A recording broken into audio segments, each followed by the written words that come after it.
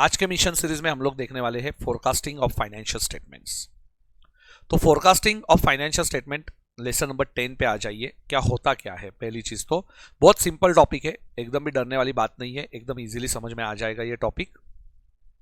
Financial statements, financial forecasting, budgeting, balance sheet, profit and loss account and cash flow statement, इसके बारे में हमें forecast करना होता है। फोरकास्ट करना होता है मतलब क्या कि हमारे फिगर्स जो है वो कितने हो सकते हैं, ये ऑन एन एवरेज ये हमें याद करना होता है। फोरकास्ट मतलब भविष्य, भविष्य देखना फोरकास्टिंग होता है, ये ध्यान में रखो। एक नया टॉपिक ऐड हुआ है और ये टॉपिक बेटा बहुत ही सिंपल टॉपिक है, कुछ है ही नहीं इसमें। आप लोग थोड़े से केस स्टडीज देख लो तो इजीली समझ में आ जाएगा। देखिए मैं आंसर भी बता देता हूँ ताकि आपको याद भी हो जाए।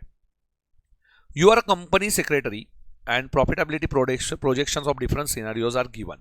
रेवेन्यू 200 रुपया है, वेरिएबल कॉस्ट इज गिवन। देखो वेरिएबल कॉस्ट रेवेन्यू सेल्स का 60% है, फिक्स कॉस्ट जो है वो 20 है, depreciation 25, taxes, cash flow from operation and net cash flows. Company को लग रहा है sales will be increase by 37.5% as per market forces. तो देखिए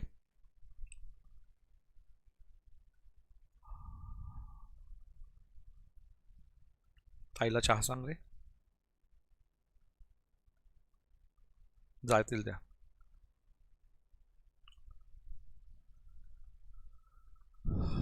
एक ही मिनट बेटा। हाँ जी, देखो हिस्टोरिकल डेटा, इसमें 3 कॉलम्स बनते हैं, historical, optimistic and pessimistic. Optimistic and pessimistic मतलब निगेटिव व्यू में। Sales will be increase by 37.5, तो 200 का 37.5 से इंक्रीज हुआ तो कैलसी पे ले लेना, 200 प्लस 37.5%, तो 275 मेरा सेल्स होने वाला है। 275 ये मेरा सेल्स होगा, जहां पे मैं 200 प्लस 37.5% इसमें ऐड करूंगा। Keeping in the mind that market forces where as the variable cost मेरा कितना है, सो वेरिएबल कॉस्ट ये मेरा also increase forecasted at 56% of the sales. तो 120 ये मेरा वेरिएबल कॉस्ट था, तो 120 का 56%, तो ये 67.2 और 275 का 56%, सॉरी सेल्स का होता है। वेरिएबल कॉस्ट हमेशा सेल्स का होता है। अभी ये माइनस करने के बाद हमें क्या मिलेगा, तो contribution 80 and 121। On the other side, the worst situation, the company is forecasting sales कब by मतलब डिडक्टेड बाय 200 minus 75% मतलब reduce by 150 and variable cost 65%। Variable cost कितना होगा, 65%। तो देखिए 150 इंटू 65% मतलब 97.5, ये मैंने लिख लिया। Fix cost 25 crore and depreciation in any scenario will be applicable at 28.57%. So depreciation पहले 15 था इसमें ऑप्टिमिस्टिक में, और 25 इज अ पेसिमिस्टिक मतलब निगेटिव सिनारियो में, and depreciation remaining the same and tax rate बदल गया, सॉरी टैक्स रेट इज 28.57, ऊपर टैक्स इज गिवन 10 है, सो इधर 81 into 28.57%, yes, and 2.5 into 0.71, yes 28.571%। सो 25 का 57.86% मेरा प्रॉफिट बढ़ गया। तो इसका मतलब कितना प्रॉफिट बढ़ गया, 57.86, मतलब मेरा प्रॉफिट बढ़ गया ऑलमोस्ट 32.86, और बेस था 25। सो ये देखो 25 टू ये इंक्रीज जो हुआ, कैसे करना है, P1 minus P0 upon P0। P1 कितना है, P1 is new profit is 57.86, old profit 25 and divide by old profit, और परसेंटेज का साइन दबाओ तो you will get this answer. Same चीज आपका 1.79 ये आपका डिक्रीज हो चुका है, so profit will be decrease by 92.84%, ये आपका दूसरा आंसर होगा। तो दिस इज क्वेश्चन नंबर 1, आप लोग जिसमें याद कर सकते हो कि हमारा प्रोजेक्शन हमें निकालना होता है। बहुत सिंपल प्रॉब्लम है, हिस्टोरिकल डेटा देना, optimistic scenario and pessimistic scenario, ये इसमें हम लोग कैलकुलेट करते हैं। Are you finding it's easy और डिफिकल्ट, एक बार चेक कर लीजिए। बहुत सिंपल क्वेश्चन है, 1 मिनट दे रहा हूँ, एक बार इसको अच्छे से देख लीजिए कि कैसे फॉर्मेट है, और आप लोग इसका स्क्रीनशॉट भी ले सकते हो। If you want to you can take a screenshot. Are you finding it's difficult और इजी बेटा?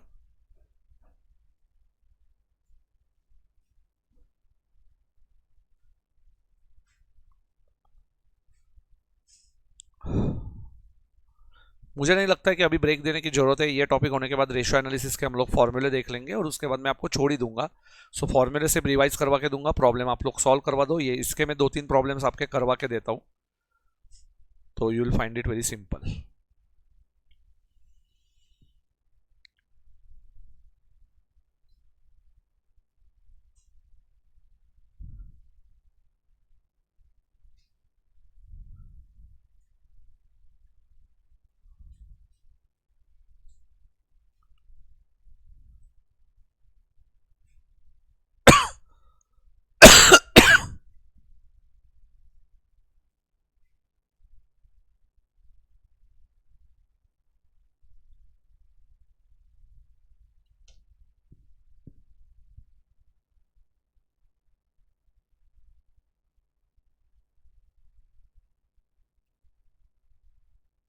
Okay, it's like income statement. Yes बेटा। Second case cash flow statement के बारे में है। Second question cash flow statement के बारे में है। Following is the balance sheet of Excel limited 2022 as given by you are required to forecast the cash flow statement। Cash flow statement मतलब आपका सिर्फ इतना ही याद रखना है, ये आप भी जो हमने फॉर्मेट देखा था cash flow from operating activity, वहां से शुरुआत करेंगे।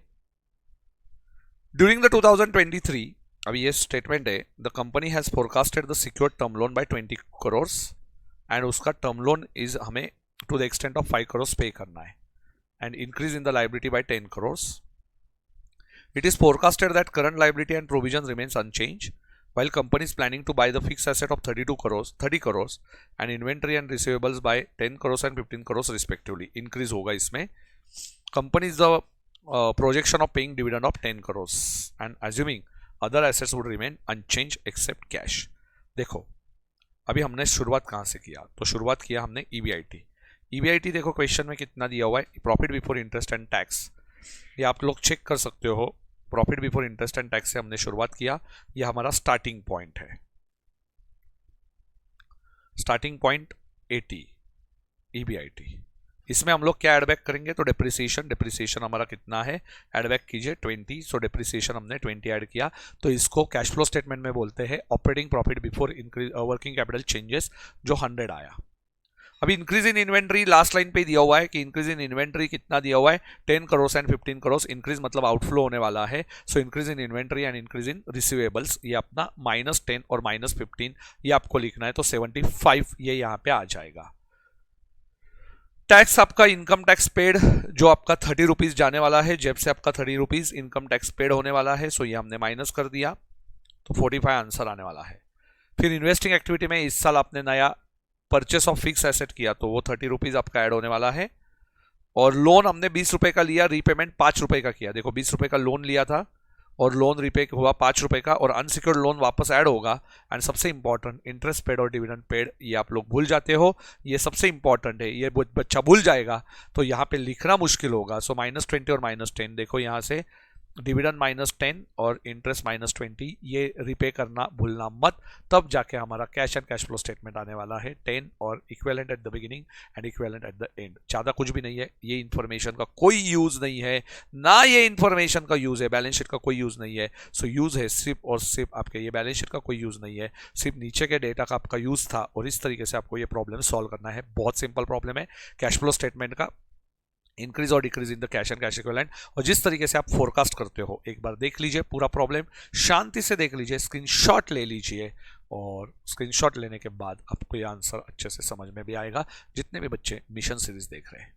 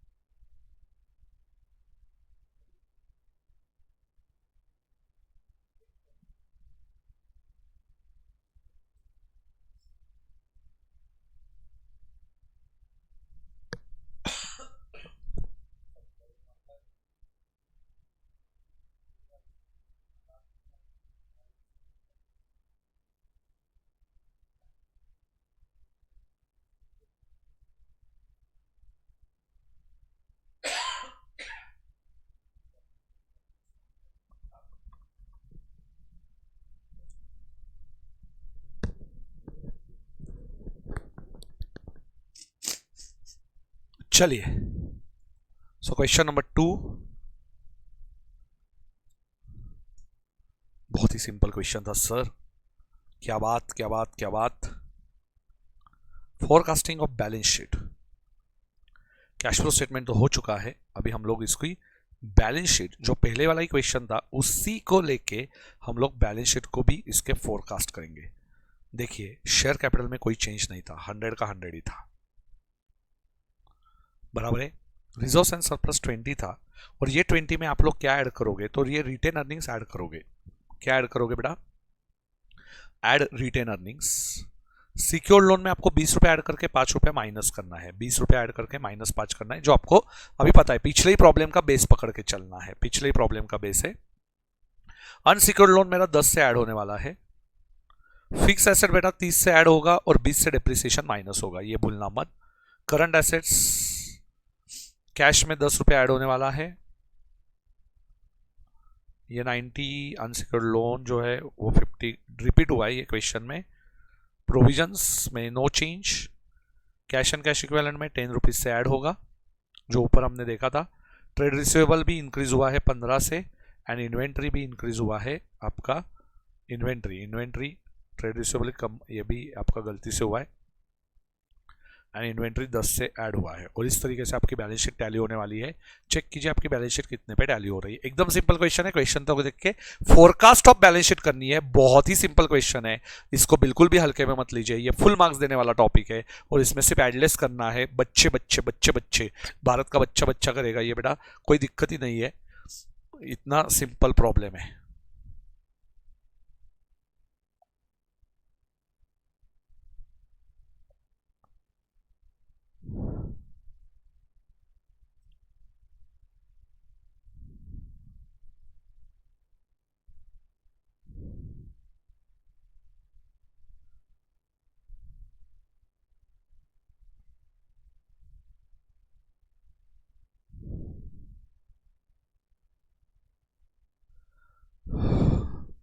चलिए,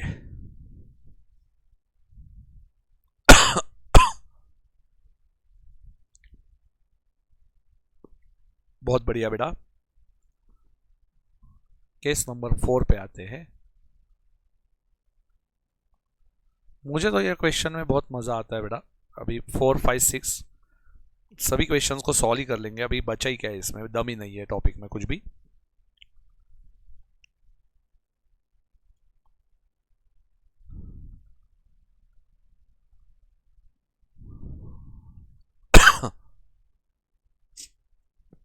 sales is given, sales is given,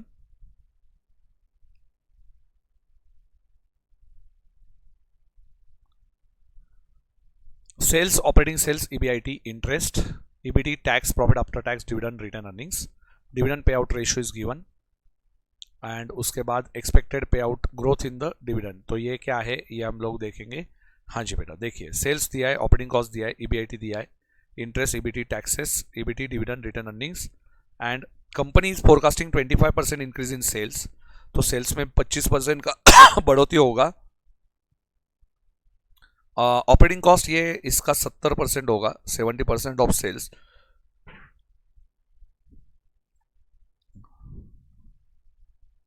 और टैक्स रेट, इंटरेस्ट और डिविडेंड पे आउट रेशियो ये कांस्टेंट होगा। टैक्स रेट कितना होगा, तो tax rate 40%, dividend pay out 32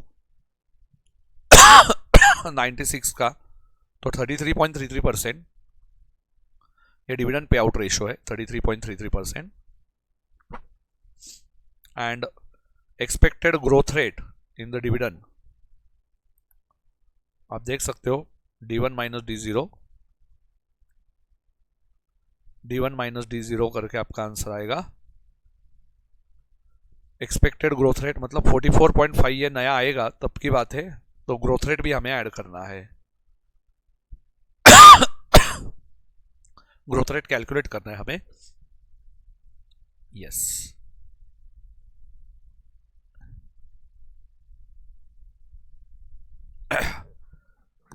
देखिए सेल्स कितना आया, सिर्फ चार्जिंग को लगा लेता हूं बेटा। हाँ जी बेटा, सेल्स जो था 700 प्लस 25% 875, उसका 70% आपका 612.5 आएगा, तो EBIT आपका आने वाला है 262.5, ये माइनस करके। इंटरेस्ट वो जैसा था वैसा ही है 40 और ये 222.5।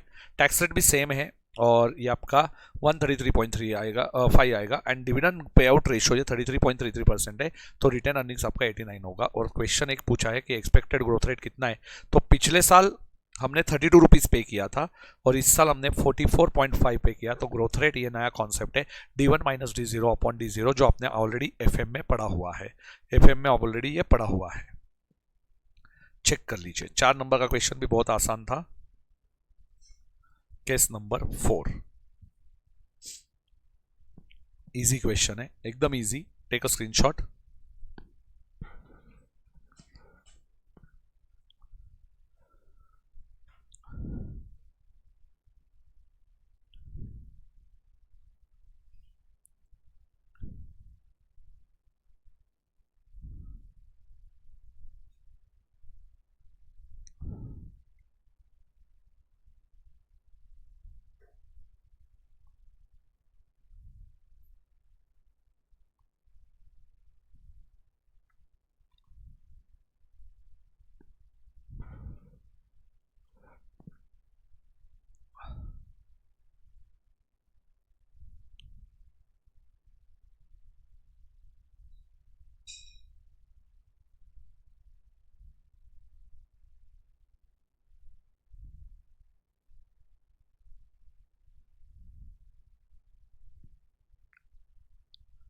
चलिए, एक आसान क्वेश्चन हो गया। 5 नंबर का क्वेश्चन बचा है अभी और 6 नंबर, बस खत्म। मैराथन बैच आपकी सिर्फ रेशियो एनालिसिस बचेगा।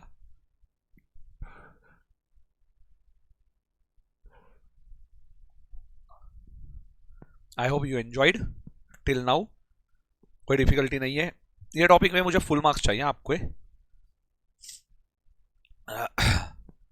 At the year end of the last year x limited reported the following income statement. Yes, ये टॉपिक कैसा लग रहा है आपको? केस 5 भी हो गया हमारा, मतलब आपको ये सच में डिफिकल्ट लग रहा है, इजी लग रहा है ये टॉपिक? कैसा है ये, कैसा है ये chapter? Sales, operating cost excluding depreciation, EBITDA, depreciation, EBIT interest, EBT taxes and PAT. Yes, Riya, कैसा है ये topic? Sales are higher than the 10%. Operating cost excluding depreciation 80% of the sales. Depreciation is same rate है दिया हुआ, sales का rate दिया हुआ है. Interest cost remains unchanged and tax rate is 40%. देख बेटा, सेल्स जो दिया था वो उन्होंने दिया है 10% higher than the last year sales, तो 3000 का 10%, सो 33,300, ये तो इजी है। ऑपरेटिंग कॉस्ट उन्होंने बोला है कि 80% होएगा, तो इसका 80%, तो ये 1 - 2 आपका EBITD आने वाला है। डेप्रिसिएशन आपका सेम रेट पे रहने वाला है, सो डेप्रिसिएशन पिछले साल 250 था, 250 और 550 का, तो 250 का ये सेल्स यदि 10% बढ़ गया तो उसी रेशो में डेप्रिसिएशन भी बढ़ेगा, जो सेल्स के रेशो में उन्होंने दिया हुआ है। डेप्रिसिएशन सेम रेट से ग्रो होने वाला है 10% से। EBIT भी आया, फिर उसके बाद इंटरेस्ट में कोई चेंज नहीं है, नो बदलाव, इंटरेस्ट में नो बदलाव।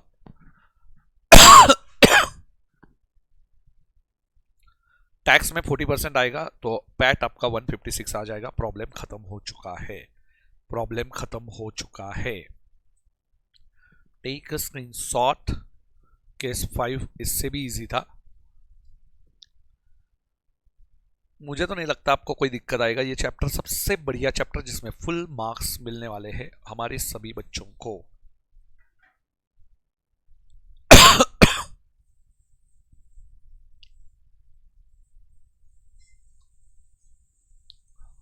Yes, last but not least, 6 number का problem.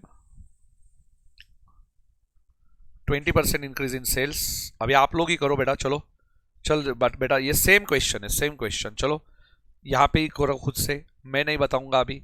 I am giving you exactly 5 minutes. देखो, कोई भी आंसर नहीं देखेगा, कोई भी आंसर नहीं देखेगा। 5 मिनट है आपके पास, टिक टिक टिक टिक टिक टिक टिक टिक। एक क्वेश्चन आप खुद से करना बेटा, ये तो बनता है, एक क्वेश्चन खुद से बनता है।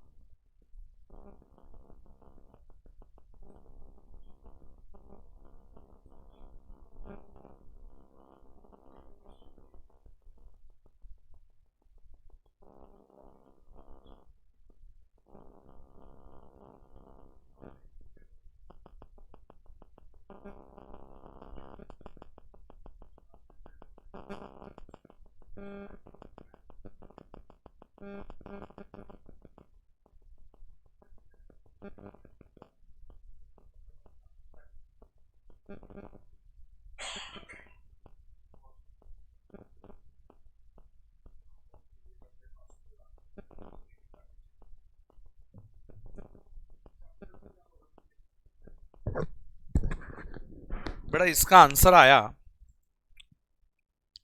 इसका जो आंसर है, बस हो गया, बहुत टाइम दे दिया बेटा। यस, सेम एज क्वेश्चन 4 बोल रही है रिया। सो इसका आंसर है, आप लोग चेक करो, 1883 1528 में 20% ऐड किया, ऑपरेटिंग कॉस्ट 60%,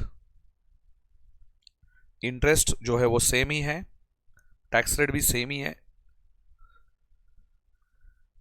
डिविडेंड भी सेम ही है।